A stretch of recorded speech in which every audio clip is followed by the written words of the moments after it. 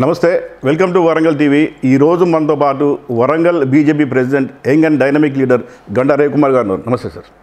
నమస్కారం అండి. ఎలా ఉన్నారు? నేను బాగున్నాను. వరంగల్ టీవీ ప్రేక్షకులకు మరియు యాజమాన్యానికి కూడా శుభాభినందనలు. ఈ రోజుతోని ప్రచారం ముగియబోతుంది మరి కొన్ని గంటల్లో. అవునండి. మీరు ఇన్ని రోజులు పార్లమెంట్ ఎలక్షన్ కోసం చాలా విస్తృతంగా మీరు ప్రచారం చేశారు బీజేపీ తరఫున. ఎలా ఉంది స్పందన? బీజేపీని ప్రజలు డిసైడ్ అయ్యారండి. ఈ వరంగల్ పార్లమెంట్లో ఏ ఇంటికి వెళ్ళినా, ఏ కడపకి వెళ్ళినా, ఏ స్లమ్ ఏరియాస్కి వెళ్ళినా, ఏ దళిత వాడలకు వెళ్ళినా ఈసారి మూడోసారి మేమందరం కూడా నరేంద్ర మోడీ గారికి ఆశీర్వాదం చేస్తాము. నరేంద్ర మోడీ గారికి ఓటు వేసి ఏదైతే ఎన్డీఏలో 400 సీట్లు భారతదేశంలో వస్తున్నాయో దాంట్లో వరంగల్ పార్లమెంటు నుండి ఆరు రమేష్ గారిని కూడా మనము ఢిల్లీకి పంపిస్తామని ప్రజలు నిర్ణయం చేసుకోబడ్డారు. ఈ నిర్ణయం చేసుకుని 3 నెలల క్రితమే అయింది. కానీ ఎన్నికల్లో భాగంగా మేము ఇంటింటికి వెళ్ళి ఓటర్ మహాశయులను అందరినీ కలిసి ఓటు అడగాలి కాబట్టి మేము ప్రచారం చేశాం. ప్రజలు ఈసారి అత్యధిక మెజార్టీతోనే వరంగల్ పార్లమెంట్ అభ్యర్థి ఆరు రమేష్ గారిని గెలివేయడం కోసం మీరు చెప్పిన దాంట్లో ఎంత వాస్తవం ఉన్నా కూడా గ్రామీణ ప్రాంతంలో బీజేపీకి అంత పట్టు లేదని మనం చూసాం. మీరు గ్రామీణ వాతావరణంలో ప్రజలు సోషల్ మీడియా వాడట్లేదు, వాట్సాప్లో వాడుతున్నారు, ఇంటర్నెట్ వచ్చింది, టీవీలో వస్తున్నాయి, టీవీ9 న్యూస్లో వస్తున్నాయి, అన్ని పత్రికా పేపర్లు వెళ్తున్నాయి. గత సంవత్సరం నుండి భారతదేశంలో ప్రపంచ దేశాలన్నింటినీ కూడా విశ్వగురువుగా నరేంద్ర మోడీ పైన అనేక వార్తలు శీర్షికలు వచ్చినాయి. ప్రజలకు గ్రామాల అట్టడుగు లంబడి తండాలలో కూడా అట్టడుగు వర్గాలకు కూడా ఈరోజు నరేంద్ర మోడీ గారు గత 10 సంవత్సరాలు చేసిన అభివృద్ధి సంక్షేమంతో పాటు దేశ భద్రత సమగ్రత పైన వాళ్ళు ప్రతిరోజు వాట్సాప్లలో కానీ, టీవీలలో కానీ, పేపర్లో కానీ అక్కడికి చేరవేయడం జరిగింది. ఒకప్పుడు ఇంత మీడియా లేకపోయేది, రూట్ లెవెల్కి వెళ్ళే మీడియా లేదు. కానీ ఇప్పుడున్న కమ్యూనికేషన్ వ్యవస్థతోని ప్రధానమంత్రి చేసే ప్రతి కార్యక్రమము వితిన్ 5 సెకండ్స్లో ప్రతి గ్రామానికి భారతదేశంలో చేరుతుంది. ఆటోమేటిక్గా ప్రజలు ఈసారి నరేంద్ర మోడీ గారిని నిర్ణయించుకోవాలనుకున్నారు. పార్టీ లేదు, పార్టీ నిర్మాణం లేదని మీరు అనుకుంటున్నారు, కానీ నరేంద్ర మోడీ గారి యొక్క ప్రతి సంక్షేమ పథకం ప్రతి కడపను తట్టింది వరంగల్ జిల్లా. రీసెంట్గా మోడీ గారి ప్రకటన వరంగల్ పార్లమెంట్ సెగ్మెంట్ మీద ప్రభావం ఎలా చూపెట్టబోతుంది? దాదాపు మేము బిఫోర్ సర్వే చేయించుకున్న దానికున్న తర్వాత మోదీ గారి సర్వే మొన్న మేము సర్వే చేయించుకుంటే 15% మా గ్రాఫ్ ఒకటేసారి పెరిగిందండి. ఎస్పెషల్లీగా అర్బన్ ఏరియాలో మీరు ఎనీ పొలిటికల్ మీటింగ్లో చూస్తూ ఉంటారు, కానీ క్లాస్ పబ్లిక్, ఎడ్యుకేటెడ్ పబ్లిక్ కూడా విపరీతంగా స్వచ్ఛందంగా ఒక 30,000 మంది వాళ్ళ సొంత వాహనాలు తీసుకొని మీటింగ్ రావడం జరిగింది. అదేవిధంగా గ్రామాల నుండి మోదీ గారు, ప్రధానమంత్రి గారు మన జిల్లాకు వస్తున్నారు, వారిని చూడాలని వాళ్ళు ట్రాక్టర్లలో, ఎడ్ల బండ్లలో, డీసీఎం వ్యాన్లలో ఎండను సైతం కూడా వాళ్ళు లెక్క చేయకుండా వాళ్ళు కూడా విపరీతంగా దాదాపు 1,00,000 మంది పైన స్టేడియంకి రావడం జరిగింది. బీజేపీ పార్టీలో చాలామంది లీడర్లు ఉన్నా కూడా ఆరూరు రమేష్ గారికి టికెట్ కేటాయించడంలో ఎలా చూడాలి దాన్ని? బీజేపీలో లీడర్స్ ఉన్నారు, కానీ గత 10 సంవత్సరాల నుండి బీఆర్ఎస్ పార్టీలో ఎక్కువ అభివృద్ధి జరిగిన నియోజకవర్గం వర్ధనపేట నియోజకవర్గం. ఆయనకంటూ కొంత క్యాలిబర్ ఉంది. మాదిగా వర్గంలో తన పేరు ప్లస్ అదేవిధంగా మా నగరానికి చుట్టూ ఉన్న వర్ధనపేటలో అభివృద్ధి, ఆయన మీద ఉన్న నీట్నెస్ని చూసి ఆయన సరైన సమయంలో ఇది భారతదేశ అభివృద్ధిలో నా వంతు కూడా, నేను మోదీ గారికి నా వంతు సాయం కూడా ఉండాలి అని చెప్పేసి ఆయన బీఆర్ఎస్ పార్టీని కాదని బీజేపీలోకి రావడం, బీజేపీని మేము ఆస్వాదించాం. అదేవిధంగా ప్రతి కార్యకర్త కూడా మనకు ఒక పెద్ద నాయకుడు ఉన్నాడు. మాకున్న సమయంలో ఇక్కడ క్యాండిడేట్ని రూట్ లెవెల్కి తీసుకెళ్ళాలి అంటే ఆల్రెడీ గత 10 సంవత్సరాల నుండి ప్రజాప్రతినిధిగా తన పేరు జిల్లా మొత్తం తెలుసు. కాబట్టి అతడు రావడం కరెక్ట్ అని చెప్పి ఏదైతే రాష్ట్ర పార్టీ నిర్ణయం తీసుకుందో దాన్ని కూడా మేము స్థానిక నాయకత్వం సపోర్ట్ చేసి వారి కోసం పనిచేయడం. కడియం శ్రీహరి, కడియం కావ్య ఎపిసోడ్ ఎలా చూస్తారు? ఒకటండి, రాజకీయాలలో ఒకే కుటుంబం, ఒకటే వాళ్ళే తరతరాలు ఉండద్దు. రిజర్వేషన్లో కూడా తండ్రి కడియం శ్రీహరి గారు ఎన్నిసార్లు టీడీపీ నుంచి, బీఆర్ఎస్ పార్టీ నుంచి ఆయన ఎన్నిసార్లు ఎమ్మెల్యే అయ్యాడు, మంత్రి అయ్యాడు, ఎంపీ అయితే కూడా ఎంపీ కాదని మళ్ళీ ఉప ఎన్నికలు తీసుకొచ్చి ఉప ముఖ్యమంత్రి చేసిన చరిత్ర ఉంది. ఆయన అనుభవించాడు. కానీ ఇంకో కుటుంబం ఇంకో తరానికి కూడా రావాలి కదా, మళ్ళీ వాళ్ళ కూతురు. అంటే ఇది కుటుంబ పాలన. ఇక వరంగల్ లీడర్షిప్ లేదా? కాంగ్రెస్లో ఎంతోమంది లీడర్లు గత 10 సంవత్సరాల నుండి కేసీఆర్కి వ్యతిరేకంగా పోరాడిన వాళ్ళు ఎంతో కొంతమంది మంచి నాయకులు కాంగ్రెస్ పార్టీలో ఉన్నారు. మరి వాళ్ళని కాదని ఎవరైతే కాంగ్రెస్ పార్టీ మీద ఒత్తిడి చేసి వాళ్ళ నాయకులను కార్యకర్తలను కాంగ్రెస్ పార్టీ కార్యకర్తలను కేసులు పెట్టించి కాంగ్రెస్ పార్టీని దూషించి ఆయన బీఆర్ఎస్ పార్టీలో ఉన్నప్పుడు కాళేశ్వరం ప్రాజెక్ట్ గురించి అసెంబ్లీలో ప్రజెంటేషన్ చూడండి మీరు మొత్తం పాజిటివ్గా ఇచ్చారు. అదే ఒక 10 రోజుల తర్వాత తను కాంగ్రెస్ కండు వేసుకున్న తర్వాత ఆ ప్రాజెక్టు ఫెయిల్యూర్ ప్రాజెక్ట్ అని చెప్పారు. కడియం శ్రీహరి అంటే ఒక ఎడ్యుకేటెడ్ మేధావి అనే విశ్వాసం ప్రజల్లో ఉండేది. కానీ ఆయన బీఆర్ఎస్ ఒక ప్రజాస్వామ్యంలో ఒక రాజకీయ పార్టీ నుండి ఎంపీ టికెట్ తీసుకొని ప్రచారం చేసి సభలు పెట్టి మళ్ళీ జెండా మార్చడం అనేది ప్రజలు ఎవరు కూడా దాన్ని విశ్వసించట్లేదు. ప్రజలు దానికి సరైన సమాధానం చెప్పాలని చూస్తున్నారు. ఇంకో విషయం చెప్పండి క్లారిటీగా, కాంగ్రెస్ పార్టీలో ఉన్న పెద్దలు కొంతమంది, బీఆర్ఎస్ ఉన్న కొంతమంది పెద్దలు ఆరో రమేష్ గెలుపు కోసం కష్టపడుతున్నారు, వింటున్నాం. మీకు ఒక విషయం అండి, కాంగ్రెస్ పార్టీలో ఉన్న పైస్థాయి నాయకులందరూ, కమ్యూనిస్ట్ పార్టీలో ఉన్న సిపిఐ సిపిఎంలో ఉన్న నాయకులందరూ, బీఆర్ఎస్ పార్టీలో ఉన్న నాయకులందరూ ఢిల్లీలో మోడీ గారు ఉంటేనే భారతదేశం సురక్షితంగా ఉంటుందని నిర్ణయం చేసుకున్నారు.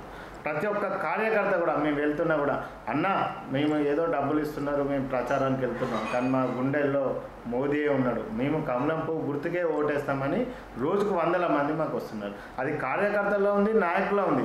అది దేశం కోసం మోదీ ఉంటేనే సరైన నాయకుడు, సరైన ప్రధానమంత్రి అని ప్రతి ఒక్కరు కూడా నిర్ణయం చేసుకున్నారు. పార్టీలతో సంబంధం లేకుండా మీరు చూడండి, మే 13వ తారీఖు అదేవిధంగా జూన్ 4వ తారీఖు రిజల్ట్లో పార్టీలతో సంబంధం లేకుండా కమలం పువ్వు గుర్తుకు ఎన్ని ఈవీఎంలలో ఓట్లు పడతాయో మీరే చూడండి. ఇప్పుడు 400 సీట్లు వస్తే రాజ్యాంగం మార్చేస్తాడు మోడీ అన్నది ఒక అపోహ ఉన్నది పబ్లిక్లో, దాన్ని ఎట్లా జస్టిఫై చేస్తుంటారు? మీరు చూడండి, గత 60 సంవత్సరాల కాంగ్రెస్ పాలనలో ఎక్కువసార్లుగా రాజ్యాంగం మార్చిన చరిత్ర ఎవరిది? మొట్టమొదటిసారిగా రాజ్యాంగాన్ని నెహ్రూ గారు ప్రధానమంత్రి ఉన్నప్పుడు రాజ్యాంగంలో సవరణ తీసుకొచ్చి భారతదేశంలో వాక్ స్వాతంత్రాన్ని తగ్గించింది. అదేవిధంగా ఇందిరాగాంధీ కాంగ్రెస్ ప్రధానమంత్రి ఉన్నప్పుడు 350 ఆర్టికల్ను పక్కకు పెట్టి దేశంలో ఎమర్జెన్సీని తీసుకొచ్చి ఎంతోమంది స్వాతంత్ర సమరయోధులను, దేశం కోసం మాట్లాడే జాతీయవాదులను చీకటి జైళ్లలో పెట్టిన చరిత్ర కాంగ్రెస్ పార్టీది. రాజ్యాంగం లేని పార్టీ కాంగ్రెస్ పార్టీ. ఒక మాకు దీన్ దయాళ్ గారు రాసిన రాజ్యాంగం భారతీయ జనతా పార్టీకి ఉంది. రాజ్యాంగం విలువలేంటో తెలిసిన పార్టీ, రాజ్యాంగంతో నడిచే పార్టీ భారతీయ జనతా పార్టీ. కానీ కాంగ్రెస్కు రాజ్యాంగ విలువలు లేవు, రాజ్యాంగం అంటే తెలియదు. కానీ నరేంద్ర మోడీ గారు మొన్న ఇటీవల ఇంటర్వ్యూలో చెప్పారు, తను 3వసారి ప్రధానమంత్రి అయిన తర్వాత మొదటి 100 రోజులు రాజ్యాంగం 75 సంవత్సరాలు అయింది కాబట్టి రాజ్యాంగం యొక్క వారోత్సవాలు జరుపుతామని చెప్పారు. కాంగ్రెస్ వాళ్ళకి నరేంద్ర మోడీ గారిని అటాక్ చేసడానికి ఏం దొరకలేదు. ప్రజలను ఒక మభ్యపెట్టి అబద్ధాలు, అపోహలు క్రియేట్ చేసి రాజ్యాంగం మీద వాళ్ళు ఏదో ఓట్లు తీసుకోవాలని చూస్తున్నారు. కానీ అది ప్రజల దగ్గరికి వెళ్ళలేదు.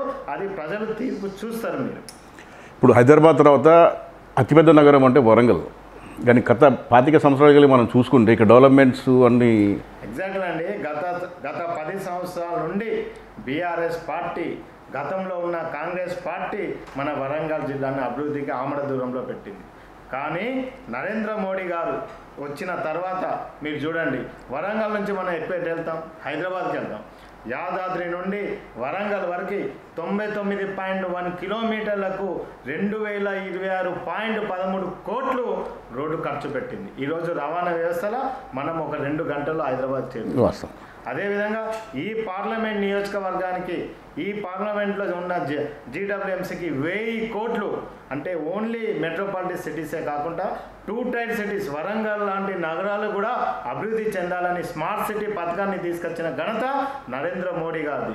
అయినా నరేంద్ర మోదీ గారు ఇచ్చిన 1000 కోట్లను గత పాలకులు, గత ప్రభుత్వాలు ఖర్చు పెట్టకుండా తిరిగి కేంద్రానికి పోయినాయి. స్టేట్ కాంపోనెంట్ ఇవ్వలేదు. వాళ్ళు ఇచ్చిన 196 కోట్లతోనే ఈరోజు వరంగల్ మున్సిపల్ కార్పొరేషన్లో ఉన్న వాడలలో సీసీ రోడ్లు కానీ, వరంగల్ చౌరస్తా రోడ్లు కానీ 196 కోట్లతో స్మార్ట్ సిటీ కింద వరంగల్ని అభివృద్ధి చేశారు. అదేవిధంగా అమృత్ స్కీమ్ కింద 244 కోట్లతోనే గ్రేటర్ వరంగల్ మున్సిపల్ కార్పొరేషన్లో అభివృద్ధి పనులు జరిగాయి.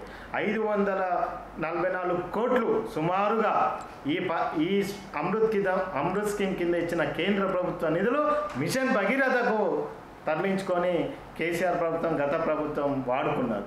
అదేవిధంగా వరంగల్లో హెరిటేజ్ సిటీ కింద 32 కోట్లు, మన కిల వరంగల్ అభివృద్ధి కోసం 10 కోట్లు, భద్రకాళి బండ్ అనుకోవచ్చు. ఈ విధంగా టూరిజం కోసం దేశంలోనే ఒక వరంగల్కు ఒక ఐడెంటిటీ ఉంది. కాకతీయులు పాలించిన కాకతీయ డైనసిటీ. దీన్ని కాపాడుకోవాలి, ఈ వారసత్వాన్ని కాపాడుకోవాలని నరేంద్ర మోడీ గారు అనేక విధాలుగా మనకు ఫండ్స్ ఇస్తున్నారు. ఈరోజు వరంగల్ పార్లమెంట్లో జరుగుతున్న అభివృద్ధి మీరు చూడండి. ప్రతి గ్రామంలో ఉన్న సీసీ రోడ్లే కానీ, ఎల్ఈడి లైట్సే కానీ, మరుగుదొడ్లే కానీ, ప్రకృతి వనాలే కానీ, శ్మశాన వాటికలే కానీ, మీరు ఏ సర్పంచ్ని అడిగినా చెప్తాడు ఈ నిధులు నరేంద్ర మోడీ గారు వరంగల్కి ఇచ్చిన నిధులతోనే ఈ వరంగల్ అభివృద్ధి జరుగుతున్నది. ఇంత వరంగల్ పార్లమెంటు నియోజకవర్గంలో మనం తాగే నల్ల నీళ్ళకు కూడా ప్రధానమంత్రి జల్ జీవన్ మిషన్ కింద 1,77,343 సుమారుగా ఇది 2023 సంవత్సరానికి ఉన్న స్టాటిస్టిక్స్. దాంట్లో మనం ప్రతి ఇంటికి మంచినీళ్ళు ఇచ్చాం. అదేవిధంగా ప్రధానమంత్రి స్వచ్ఛ భారత్ మిషన్ కింద 1,99,241 మరుగుదొడ్లను గ్రామీణంలో ఎక్కడైతే పేద వర్గాలు ఉన్నారో వాళ్ళకు మరుగుదొడ్లు లేకుండా వాళ్ళకి డబ్బులు ఇచ్చిన ఘనత నరేంద్ర మోడీ గారు. మహిళల యొక్క ఆత్మ గౌరవాన్ని మన వరంగల్ పార్లమెంట్ ఎస్సీ రిజర్వేషన్ అయినా కూడా ఎక్కువ నిధులు కేటాయించింది ఘనత నరేంద్ర మోడీ గారు. అదేవిధంగా వరంగల్కి ప్రధానమంత్రి ఆవాస్ యోజన స్కీమ్ కింద 7,086 గృహాలు ఇచ్చి ఇల్లాలు పేరు మీద ఇల్లు ఉంటే ఆ ఇల్లు సక్రమంగా ఉంటుంది, ఇంటి యజమాని దారి తప్పడని మహిళల పేరు మీద ప్రధానమంత్రి ఆవాస్ యోజన స్కీమ్ కింద గృహాలు కట్టించారు. అదేవిధంగా ఆడపడుచులు కట్టెల పొయ్యి, పేద వర్గాలు ఇంత అభివృద్ధి చెందుతుంది, ఇంత హైటెక్ రంగం, ఇంకా కట్టెల పొయ్యితో వాళ్ళ ఊపిరితిత్తులు పాడవుతున్నాయని 5,086 ప్రధానమంత్రి ఉజ్వల్ గ్యాస్ కనెక్షన్ల కింద ఉచిత గ్యాస్ కనెక్షన్లు ఇచ్చిన చరిత్ర నరేంద్ర మోడీ గారు. నరేంద్ర మోడీ గారు మహిళల కోసం కానీ వరంగల్ జిల్లాలోని ఈ పార్లమెంట్ నియోజకవర్గానికి ప్రత్యేకమైన నిధులు, మన కాకతీయ సూపర్ స్పెషాలిటీ హాస్పిటల్కి కేంద్రం 120 కోట్లు ఇచ్చిందండి సూపర్ స్పెషాలిటీ. స్టేట్ కాంపోనెంట్ 30 కోట్లు ఇవ్వకుండా ఇంకా అక్కడ స్టాఫ్ రిక్రూట్మెంట్ కాలేదు వైద్యం విషయంలో. అదేవిధంగా ఈ వరంగల్ పార్లమెంట్లో ఉన్న పేద వర్గాలకు అతి తక్కువ ధరలో మెడిసిన్స్ ఇవ్వాలని చెప్పేసి, మందులు ఇవ్వాలని చెప్పి జన్ధన్, ప్రధానమంత్రి జన్ధన్ ఔషధాలు 22 మెడికల్ షాప్స్ని మన పార్లమెంట్లో ప్రారంభించుకోవడం జరిగింది. ఈ విధంగా మన Warangal railway station Amrit scheme కింద ఏదైతే 25.1 లక్షల కోట్లు 25.1 లక్షల కోట్లను ఇచ్చి వరంగల్ రైల్వే స్టేషన్ అభివృద్ధి చేసుకోవడం జరిగింది. కాజీపేట నుంచి విజయవాడ వరకు 1952 కోట్లను కేటాయించి ఈరోజు 3వ లైన్ రైల్వేను ఆధునీకరణ చేస్తున్నారు. కోచ్ ఫ్యాక్టరీ అన్నది వరంగల్లో కాజీపేటలో వ్యాగన్ పరిశ్రమ ఇచ్చి, వ్యాగన్ మ్యానుఫ్యాక్చర్ యూనిట్ ఇచ్చి దాదాపు 10,000 మందికి ఉపాధి, దాదాపు 10,000 డైరెక్ట్, ఇండైరెక్ట్గా ఇంకొక 40,000-50,000 మంది యువతకు ఉపాధి ఇచ్చే విధంగా మనం గత 2023 జూన్ మాసంలో ప్రధానమంత్రి గారు స్వయంగా వచ్చి ఓపెనింగ్ చేసుకున్నారు. ఈ విధంగా వారు ప్రతిదీ కూడా తెలంగాణలో కాకతీయుల చరిత్ర కలిగిన ఓరుగల్లు అభివృద్ధి కోసం ఆహర్నిశలు కష్టపడుతున్నారు. 27,000 మంది యువతకి ప్రధానమంత్రి ముద్రా లోన్ కింద, ఎంటర్‌ప్రెన్యూర్‌షిప్ కింద లోన్స్ తీసుకున్నారు. అట్లా కేంద్ర ప్రభుత్వం ఇచ్చిన ప్రతి ఒక్క సంక్షేమ పథకం కూడా వరంగల్లో లబ్ధిదారులు ఉన్నారు. వాళ్ళందరినీ కూడా మేము వెళ్ళి కలవడం జరిగింది. మాకు కరోనా సమయంలో చనిపోతే, ఇంటి యజమాని చనిపోతే 50,000 రూపాయలు వచ్చిన కుటుంబాలు ఎన్నో ఉన్నాయి ఈ పార్లమెంట్లో. కరోనా వ్యాక్సిన్ ఫ్రీగా ఇచ్చారు. కరోనా తర్వాత నుండి ఇప్పటి వరకు మరియు రాబో 5 సంవత్సరాల వరకు కూడా ఉచిత రేషన్ బియ్యం కూడా నరేంద్ర మోడీ గారు ఇస్తున్నారు. ఇలాంటి అనేక అభివృద్ధి పథకాలు. ఇక్కడ మాకు రిప్రజెంటేటివ్ లేడు, మాకు ఇక్కడ ఒక ఎమ్మెల్యే లేడు వరంగల్లో, మాకు ఎంపీ లేడు. అయినా కూడా కేంద్ర ప్రభుత్వం దేశం మొత్తం కూడా సబ్కా సాత్, సబ్కా వికాస్, సబ్కా విశ్వాస్, సబ్కా ప్రయాస్ అనే ఒక నినాదంతో ప్రతి ప్రాంత అభివృద్ధి కోసం కంకణబద్ధులై పనిచేస్తున్న నరేంద్ర మోడీ గారికి ఈరోజు వరంగల్ పార్లమెంట్లో ప్రతి ఒక్క ఓటర్ కూడా మేము ఓటు వేస్తామన్నా అని చెప్పి నిర్ణయం చేసుకున్నాం. పార్టీకి అతీతంగా ఒక యూత్గా మనం మాట్లాడుకుంటే మన వరంగల్లో ఉన్న ప్రధాన సమస్యలు చెప్పండి, దాని పరిష్కారం చెప్పండి ఒక నాయకుడిగా. ఇప్పుడు ప్రధానంగా మన వరంగల్కు మంచి కంపెనీస్ ఎంప్లాయ్మెంట్ పెరగాలి యువతకి అంటే మనకి ఇమ్మీడియట్గా మామ్నూరు ఎయిర్పోర్ట్ని యాక్టివ్ చేసుకోవాలి. గత రాష్ట్ర ప్రభుత్వం ఉదయ్ స్కీమ్ కింద దేశంలో 26 ఎయిర్పోర్ట్లు పెడితే ఆ 26 ఎయిర్పోర్ట్లో నరేంద్ర మోడీ గారు మామ్నూర్ని ఉదయ్ స్కీమ్ కింద పెట్టారు. కానీ గత ప్రభుత్వం ల్యాండ్ అక్విజిషన్ ఇవ్వకుండా దాన్ని లేట్ చేసింది. ఏమనంటే జిఎంఆర్తోని సమస్యను ఎత్తి చూపింది. ఈరోజు భారతదేశం నరేంద్ర మోడీ గారి చొరవతోని జిఎంఆర్ నుండి ఎన్ఓసిని తీసుకున్నాం. 150 కిలోమీటర్ల ఎయిర్ రేడియేషన్లో ఇంకో ఎయిర్పోర్ట్ పెట్టద్దు శంషాబాద్ నుంచి అంటే ఈరోజు 145కు దాన్ని కుదించుకొని జిఎంఆర్ సంస్థ నుంచి కూడా ఎన్ఓసి తీసుకున్నాం. ఈరోజు మీరు చూస్తుంటారు మనకు ట్రైనింగ్ పైలట్స్ నడుస్తున్నాయి, సిగ్నల్ వ్యవస్థ నడుస్తుంది. రాబో అతి తక్కువ కాలంలో మనం మామూలు ఎయిర్పోర్ట్లోకి మనం ప్రయాణము సాగించే విధంగా నరేంద్ర మోడీ ఉన్నారు. దానివల్ల యువతకు ఉపాధి పడుతుంది. అదేవిధంగా వర్షాలు వస్తే మనకు అండర్ డ్రైన్ వ్యవస్థ లేక ఇది పాత నగరం, ఇది ప్లాండ్ సిటీ కాదు వరంగల్ జిల్లా అనేది. అప్పుడు ఎవ్వరికి తగ్గట్టు వాళ్ళు ఇల్లులు కట్టుకొని పోయి నాళాలన్నీ ఆక్రమణకు గురికారు. కాబట్టి అవన్నిటినీ కూడా అండర్ డ్రైనేజ్ సిస్టమ్ ఇమ్మీడియట్గా మనము ఎస్టాబ్లిష్ చేసుకోవాలి. అదేవిధంగా మనకు ఏషియాలో ద బిగ్గెస్ట్ మార్కెట్ ఎనిమల మార్కెట్. మనకు చుట్టుపక్కల జిల్లాల నుంచి ప్రతి రైతు పంటలు తీసుకొస్తారు. ఇక్కడ ఫుడ్ ప్రాసెసింగ్ యూనిట్స్ అవి అవసరం. అదేవిధంగా నేషనల్ మన కేఎంసీ ఉంది ఇక్కడ, అదేవిధంగా ఎన్ఐటి ఉంది, అలాగనే కొన్ని నేషనల్ ఇన్స్టిట్యూషన్స్ కూడా మనకు రావాలి. ఇవన్నీ రావాలి అంటే ఢిల్లీలో మాట్లాడి మనం అక్కడ తెచ్చుకోవాలి అని అనుకుంటే మనకు ఇక్కడ నుంచి ఒక ఎంపీ అభ్యర్థి గెలిస్తే వరంగల్ యువతకి రేపు ఇక్కడనే వాళ్ళు ఎక్కడో హైదరాబాద్కో యూఎస్కో పోకుండా ఇక్కడనే ఉపాధి దొరుకుతుంది. ఇప్పుడు వరంగల్లో పోటీ ప్రధానంగా ఎవరి మధ్యలో ఉండబోతుంది? అసలు మాకు పోటీ లేదు. నరేంద్ర మోడీ గారికి వరంగల్లో పోటీ లేదు. ఎలా చెప్తారు మీరు? ఎందుకంటే 7 కాన్స్టిట్యూయెన్సీలో అందరు కాంగ్రెస్ ఎమ్మెల్యేలు ఉన్నారు. కాంగ్రెస్ ఎమ్మెల్యేలు గిచ్చుకొని చూసుకుంటారు మేము ఎమ్మెల్యే ఎట్లయినామని. అది వాళ్ళకు కూడా తెలుసు. గత 5 సంవత్సరాల నుంచి భారతీయ జనతా పార్టీ అప్పుడు ఉన్న ప్రభుత్వం మీద ఎన్నో పోరాటాలు చేసి ఎన్నో 317 ఉద్యోగుల మీద ఉన్న 317 జీవో మీద పోరాటం చేశాం. ఎస్టీలకు భూములు ఇవ్వాలని పోరాటం చేశాం. దళితులకు 3 ఎకరాల గురించి పోరాటం చేశాం. రైతు రుణమాఫీ కోసం పోరాటం చేశాం. నిరుద్యోగుల కోసం రుణమాఫీ చేశాం.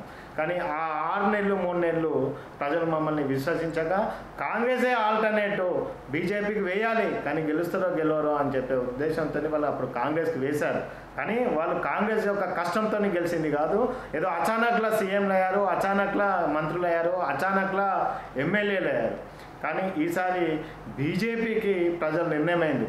ఏదో మొన్న మేము వేసినాం, ఆయన ఏం చేయలేదు. మహిళలకు 2500 అన్నాడు, ఇప్పటివరకు లేదు. గ్యాస్ కనెక్షన్ 500 రూపాయలు అన్నాడు, ఇప్పటివరకు లేదు. రైతు రుణమాఫీ అన్నాడు, అది ఇప్పటివరకు లేదు. రైతులకు 15,000 పంట సాయం అన్నారు, రైతు బంధన అది లేదు.